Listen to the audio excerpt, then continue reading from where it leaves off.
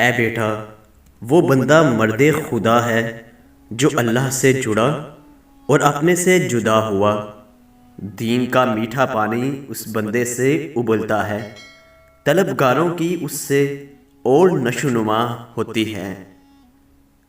جو مرد خدا نہیں اس کو خشک ریت سمجھ، جو ہر وقت تیری زندگی کا پانی چوس رہا ہے۔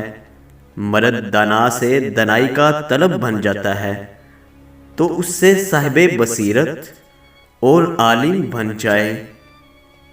دانائی کا طالب دانائی کا چشمہ بن جاتا ہے، وہ تحصیل علم اور سبب ظاہری سے بے نیاز ہو جاتا ہے۔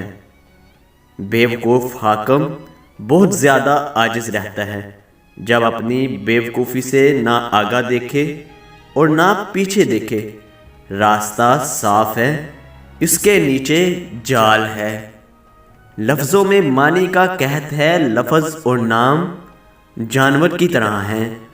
بیٹھا لفظ ہماری عمر کے پانی کا ریت ہے۔ عمر پانی کی طرح ہے، اس کے لیے وقت بے منزل نہر کے ہے۔ جو بندہ سستی کی وجہ سے بے شکر اور بے صبر رہتا ہے، وہ سمجھتا ہے کہ اس نے جبر کا پایا تھاما ہے۔ جس نے جبر اختیار کیا اس نے خود کو بیمار بنا لیا، یہاں تک کہ اس کو اس بیماری نے قبر تک پہنچا دیا۔ جبر کیا ہے؟ ٹوٹے ہوئے کو باندھنا یا ٹوٹی رگ کو جوڑنا۔ جب تو نے اس راہ میں اپنے پاؤں کو نہیں توڑا ہے تو کس پر ہنستا ہے؟ پاؤں کو کیوں باندھا ہے؟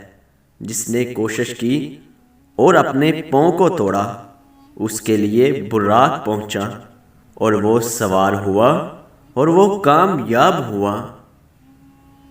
ایمان کو تازہ لے کر نہ صرف زبانی، اے وہ شخص جس نے اپنے اندر خواہش کے علاوہ اس دروازے کا کوئی تالا نہیں ہے۔ انسانوں میں ہوا، خواہش اور آرزو ہے۔ جب تم نے خواہش کو ترک کیا، بس یہی اللہ کا پیغام ہے۔ جب تیرا قلم ہوا اور دفتر کانی کا ہے تو جو کچھ بھی لکھے گا وہ جلد فنا ہو جائے گا۔ وہ نقش برآب ہے، اگر تو اس سے وفا چاہے گا تو اپنے ہاتھ کو کاٹتا ہوا پشیمان واپس لوٹے گا۔